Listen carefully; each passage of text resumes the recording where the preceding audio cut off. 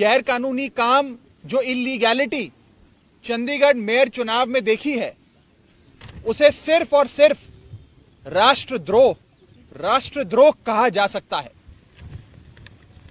आप सभी ये बात जानते हैं कि मेयर के चुनाव में 20 वोट इंडिया गठबंधन के पास थे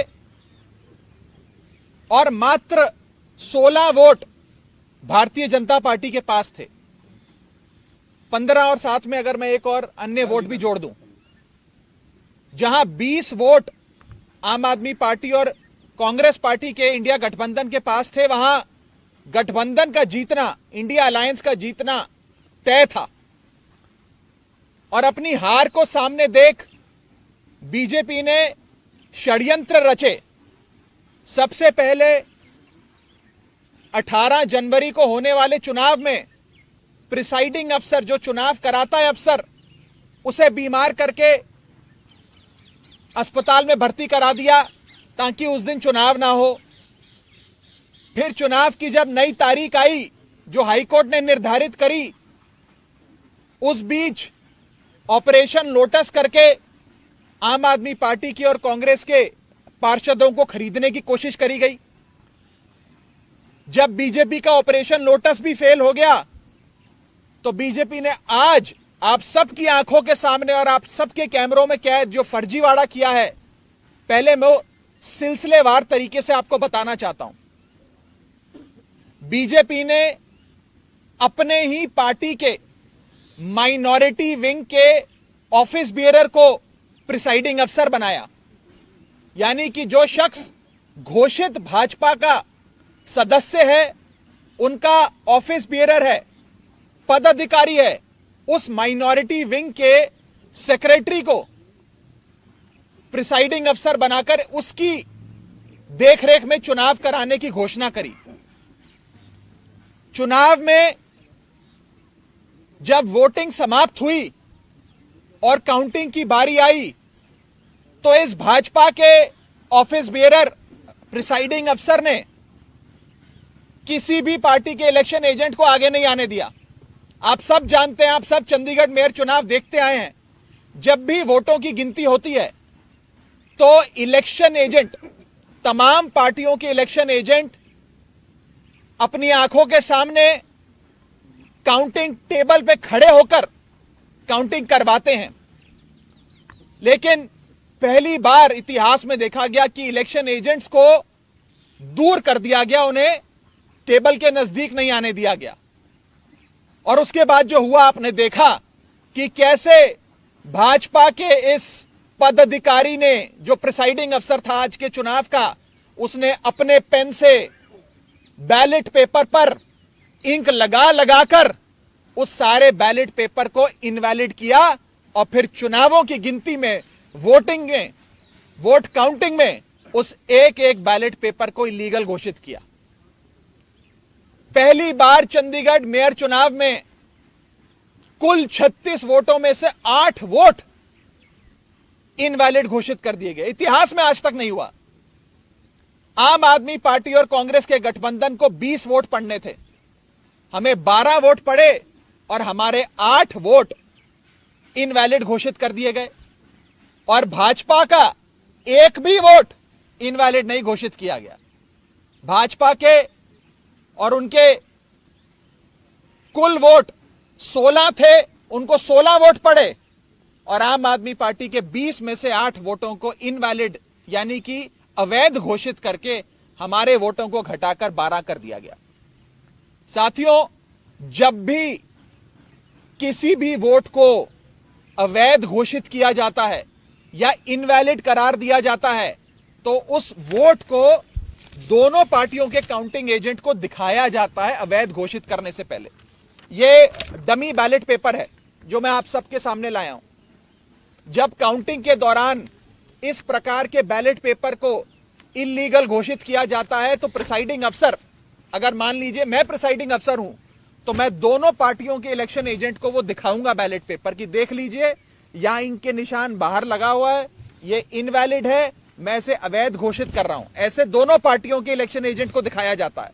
और दिखाने के उपरांत उनकी सहमति से और जो डीसी चुनाव हैं, जो डिप्टी कमिश्नर बैठे हैं, उनकी सहमति से इस वोट को अवैध घोषित किया जाता है। लेकिन आज यह नहीं हुआ। आज ना इलेक्शन एजेंट को दिखाया गया, ना डीसी को दिखाया गया, और बस एक एक कर आम आदमी पार्टी के वोटों को और कांग्रेस पार्टी के वोटों को अवैध घोषित कर दिया गया। यह दिखाता है कि भारतीय जनता पार्टी इतने छोटे से एक मेयर के चुनाव में, म्युनिसिपल कॉरपोरेशन के मेयर के चुनाव में, अगर इस प्रकार की गैर कानूनी असंवैधानिक घटनाएं को अंजाम दे सकती है, तो आप सोचिए कि लोकसभा चुनाव की हार देखते हुए ये लोग क्या करेंगे। क्या भाजपा इस देश को नॉर्थ कोरिया बनाना चाहती है कि इस देश में चुनाव ही ना हो, और चुनाव सिर्फ उसी स्थिति में हो जहां भारतीय जनता पार्टी पूरी मशीनरी को रिग कर पूरी चुनावी प्रोसेस को विशिएट कर चुनाव जीत सके। साथियों, मैं अनिल मसीह, जो भारतीय जनता पार्टी के माइनॉरिटी विंग के पदाधिकारी हैं और आज के प्रिसाइडिंग अफसर हैं, उनके खिलाफ कार्रवाई की मांग करता हूं। आपराधिक मामला दर्ज होना चाहिए और उनकी गिरफ्तारी होनी चाहिए। ऐसे लोग और ऐसी पार्टियां जो हमारे देश की लोकतंत्र की सरेआम हत्या कर रहे हैं, उन लोगों को बाहर रहने की कोई आवश्यकता नहीं है। उन लोगों की सही जगह जेल है, उन लोगों को जेल होनी चाहिए। और मैं एक और आपको फैक्ट बताना चाहता हूं। जब भी काउंटिंग के दौरान कोई भी इलेक्शन एजेंट पार्टी का ऑब्जेक्शन रेस करता है, तो उस ऑब्जेक्शन को डिप्टी कमिश्नर और वहां पर बैठे जो इलेक्शन ऑफिसर्स होते हैं, उनसे सलाह मशवरा करके उसका हल किया जाता है। आज पूरे सदन में हंगामा चल रहा था, लोग आपत्ति दर्ज कर रहे थे, प्रिसाइडिंग अफसर के कंडक्ट पे सवाल खड़े कर रहे थे, लेकिन प्रिसाइडिंग अफसर इलेक्शन कराते रहे, काउंटिंग करते रहे, और जैसे ही बीजेपी के कैंडिडेट को उन्होंने घोषित किया बतौर विजेता, उसके बाद जितने भी बैलेट पेपर थे काउंटिंग के, उन्हें जल्द से जल्द हटाकर एक कमरे में लॉक कर दिया गया। न जाने उन बैलेट पेपर्स के साथ इन लोगों ने आगे क्या किया होगा। बैलेट पेपर तक किसी पार्टी के किसी प्रत्याशी को, किसी काउंसलर को नहीं दिखाया गया। बैलेट पेपर तक गायब कर दिया गया है। यह आज सरेआम देश का एक महत्वपूर्ण शहर चंडीगढ़ में आप सबकी आंखों के सामने घटा है। मैं बस इतना ही कह सकता हूं कि भारतीय जनता पार्टी इंडिया गठबंधन से इतना घबरा गई है, इतना डर गई है कि अब वो इस प्रकार की असंवैधानिक घटनाएं, गैर कानूनी घटनाओं को अंजाम दे रही है। मैं सीधा बस इतना कहना चाहता हूं कि भारतीय जनता पार्टी ने जो आज चंडीगढ़ मेयर चुनाव में किया है, वो सीधा सीधा देशद्रोह है। यह देशद्रोह से कम चीज नहीं है, और इन लोगों के खिलाफ कार्रवाई होनी चाहिए। नहीं तो इस देश के आम आदमी का लोकतंत्र से और चुनावी प्रक्रिया से विश्वास उठ जाएगा। मैं आगे अनुरोध करूंगा कांग्रेस पार्टी के वरिष्ठ नेता पवन बंसल जी को कि वो आपको संबोधित करें। धन्यवाद दोस्तों। जो आज म्युनिसिपल कॉर्पोरेशन चंडीगढ़ के बीच में हुआ है, ऐसा जंगल राज का नाच कभी कहीं नहीं देखने को मिला होगा। आदमी कल्पना भी नहीं कर सकता था कि इस हद तक भारतीय जनता पार्टी बुखलाकर अपनी हार अपने सामने देखती हुई इस हद तक पहुंच जाएंगे। बिल्कुल स्पष्ट तौर पे पहले दिन से जब 10 तारीख को इलेक्शन डिक्लेयर हुए थे, वो जानते थे कि उनके पास 15 हैं, 14 उनके अपने काउंसलर, एक एमपी, और अगर एक अकाली दल उनके साथ वोट डालें तो एक वो, और इधर कांग्रेस और भारत और आम आदमी पार्टी के पास 7 और 13 मिला के 20 कैंडिडेट बनते थे। आपस में हमारा फैसला हुआ था कि जैसे पहले by default Bharatiya Janata party को जीतने दिया हम लोगों ने गैर हाजिर रहकर, इस बार ऐसा नहीं करेंगे, क्योंकि इससे पहले जैसे आप जानते हैं दिल्ली में पार्टीज का एक गठबंधन Indian national democratic inclusive alliance के नाम पर गठित हुआ था। उसमें दोनों आप और कांग्रेस उसके सदस्य हैं, उसके कंस्टिट्यूएंट्स हैं। वहाँ अभी बातचीत चल रही थी।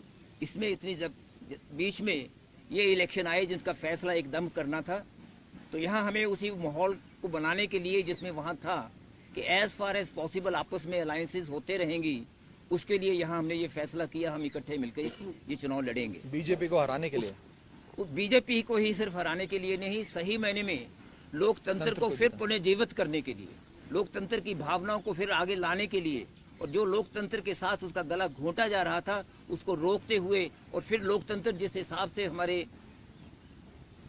स्वतंत्रता से संग्रामियों ने उन्होंने जैसे लड़ा था, जिस कल्पना के साथ, जिस विचार के साथ, जिस आइडिया ऑफ इंडिया, हिंदुस्तान की सोच को आगे बढ़ाने के लिए उसको ये खत्म किए जा रहे थे, समदर कर दिया था उसको, बिल्कुल गला घोंट रहे थे उसको बचाने के लिए इकट्ठे हुए हैं। ये लोकतंत्र को बचाने के लिए ये ऐसा गठबंधन बना है। उसकी शुरुआत आप जानते हैं सब चंडीगढ़ से यहाँ होनी थी और हो रही थी।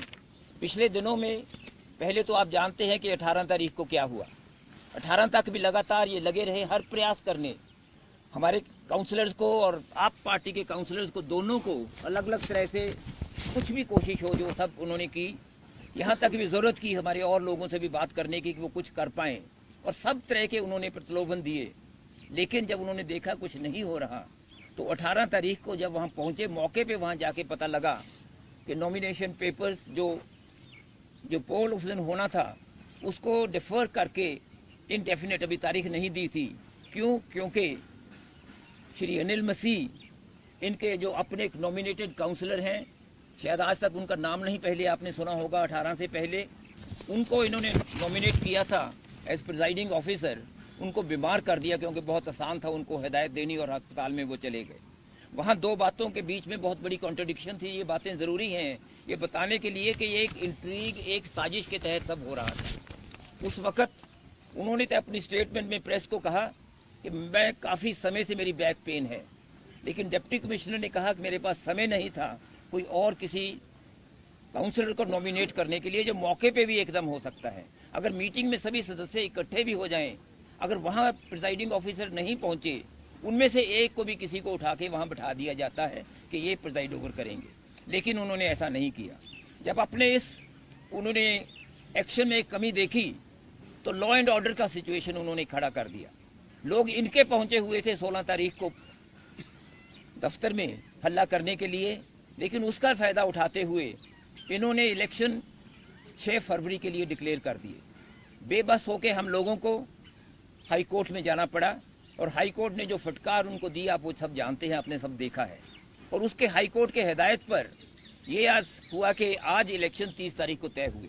हाई कोर्ट ने ये ज़रूर कहा था कि जो काउंसलर्स हैं उनके साथ उनके समर्थक कोई ना आए, लेकिन हाई कोर्ट ने ये नहीं कहा था कि वहाँ मीडिया भी नहीं पहुँचे। इन्होंने ये पहली बार, और चीज़ों के साथ साथ एक पहली बार ये किया कि मीडिया को भी वहाँ आने नहीं दिया, मीडिया बाहर रहे। और उन्होंने, जो मैं फिर कह रहा हूँ कि वो कल्पना भी नहीं हो सकती थी। हमें ख्याल आता था दिमाग में भी ऐसी क्या चीज़ है कि जब इनके तावड़े जी यहाँ आए वो कह रहे थे कि हम जीतेंगे, हर हालत में जीतेंगे, आप आश्वस्त रहिए कि हम जीतेंगे। अपने काउंसलर्स को कह रहे थे भी क्या ऐसी चीज़ है जिससे वो करेंगे। सब प्रयास उनके विफल रहे। तो उन्होंने आज जब चुनाव शुरू हुए उस वक्त, अगर आप एक पता नहीं शायद गलती उनसे हो गई, जिसने वो की होगी उसको भी सजा देंगे ये लोग, वो सारे का सारा इन्होंने लाइव स्क्रीन पे दिखाना शुरू कर दिया।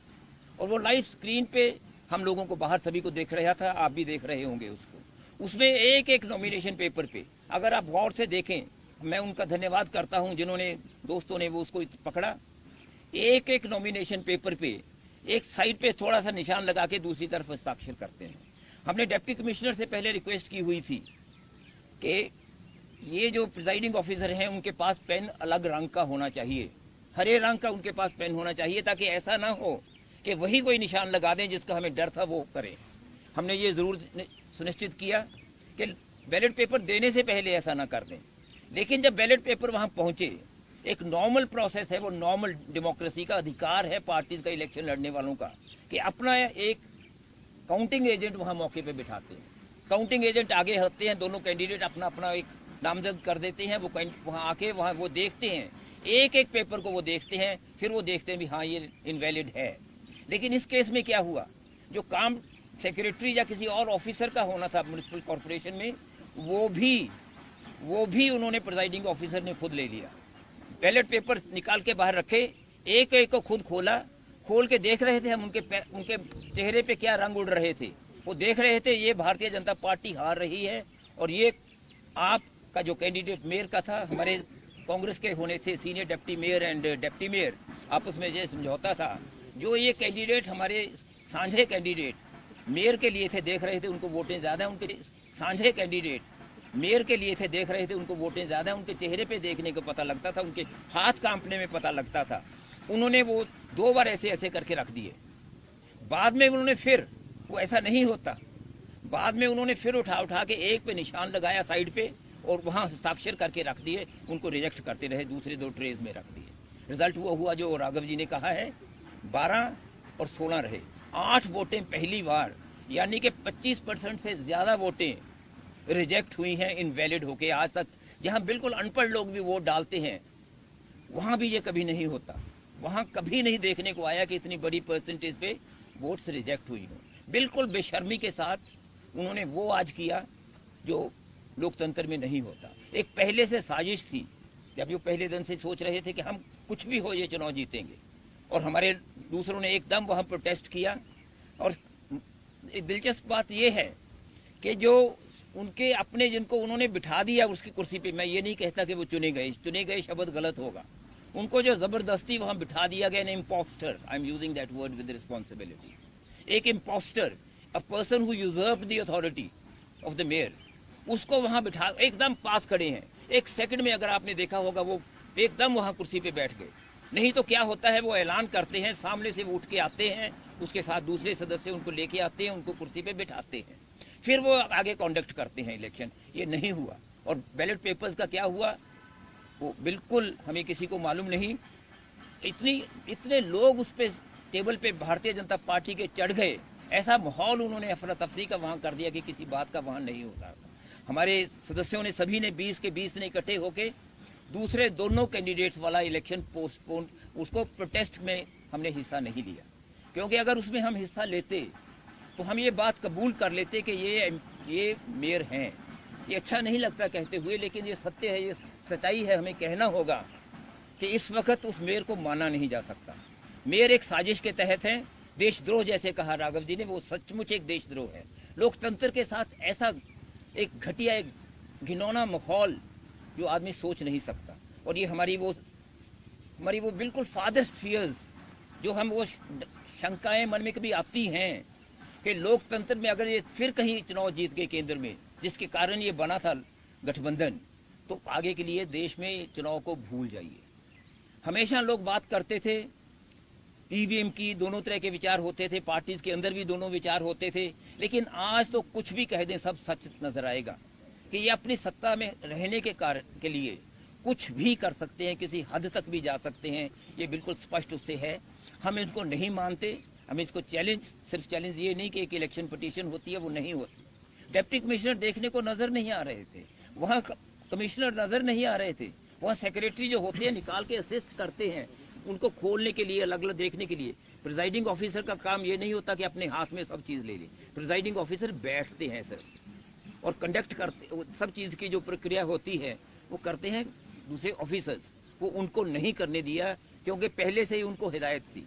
एक ऐसे प्लायबल टूल थे उनके हाथ में जो इस चीज के मैं कहता हूँ काबिल नहीं थे, लेकिन काबिल ही नहीं, सिर्फ इसमें आज सहयोगी हो गए हैं उस अबेटमेंट में, उस क्राइम, उस अपराध में जो भुलाया नहीं जा सकता, जिसकी सजा जरूर मिलेगी। हम सब तरह से उसमें अपने जो भी कार्रवाई होगी करने की करेंगे।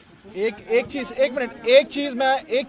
वाक्य और एक चीज मैं जोड़ना चाहूंगा और आप सबके माध्यम से चाहूंगा कि ये देश की जनता तक बात पहुंचे कि चंडीगढ़ चुनाव से जो आज असंवैधानिक गैर कानूनी काम भाजपा ने इस मेयर के चुनाव में किया, से एक सीख हम सबको अवश्य लेनी चाहिए।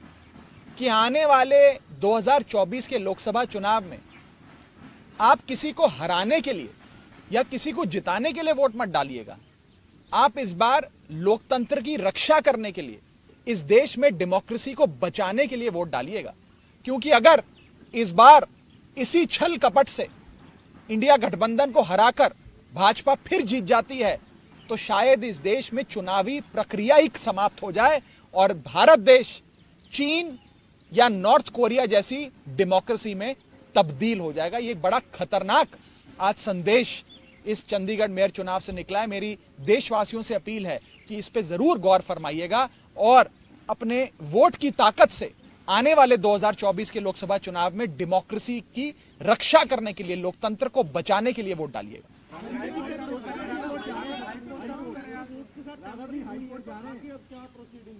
देखिए, अभी हम अपने कांग्रेस पार्टी, आम आदमी पार्टी मिलकर बैठेगी। आगे क्या सड़क से लेकर, कोर्ट से लेकर संसद तक क्या लड़ाई लड़नी है उसकी रूपरेखा बनाएंगे और अवश्य न्यायपालिका का दरवाजा भी जरूर खटकाएंगे। आप सब जानते हैं कि 18 जनवरी का चुनाव जब पोस्टपोन हो गया तो उसकी नई तारीख फरवरी में चंडीगढ़ एडमिनिस्ट्रेशन ने घोषित करी। उस तारीख को जल्द लाने के लिए, इलेक्शन को जल्द कराने के लिए भी हमें न्याय लेने के लिए भी पंजाब हरियाणा हाईकोर्ट का दरवाजा खटखटाना पड़ा था और आज भी न्याय पाने के लिए हमें अगर कोर्ट का दरवाजा खटखटाना पड़ेगा तो हम जरूर कोर्ट जाएंगे और न्याय की गुहार लगाएंगे। जब करेंगे तो बता देंगे।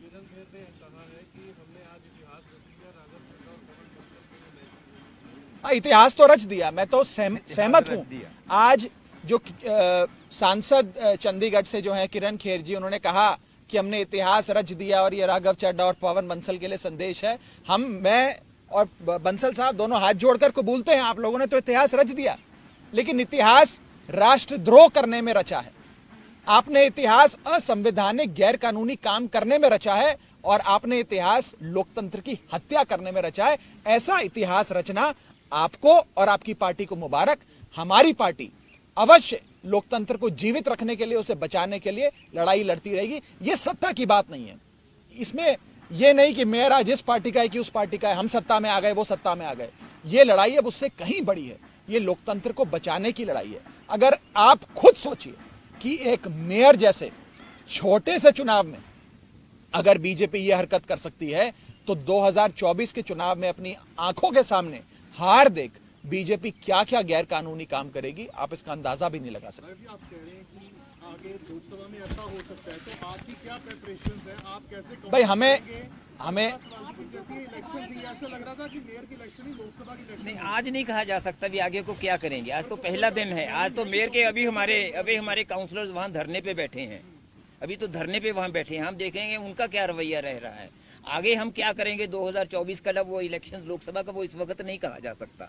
लेकिन ये चीज पहले बंसल साहब पूरा कर लें। बंसल साहब उन्हें पूरा करने दीजिए। Let him finish. बंसल साहब ऑफिसर के बारे में पहले 10 जनवरी को भी वही नोटिफिकेशन आई कि उन्हीं को प्रिजाइडिंग ऑफिसर बनाया गया। उसके बाद दोबारा से जब नई स्थिति आई तो उसके भी अनिल मसीह को बनाया गया।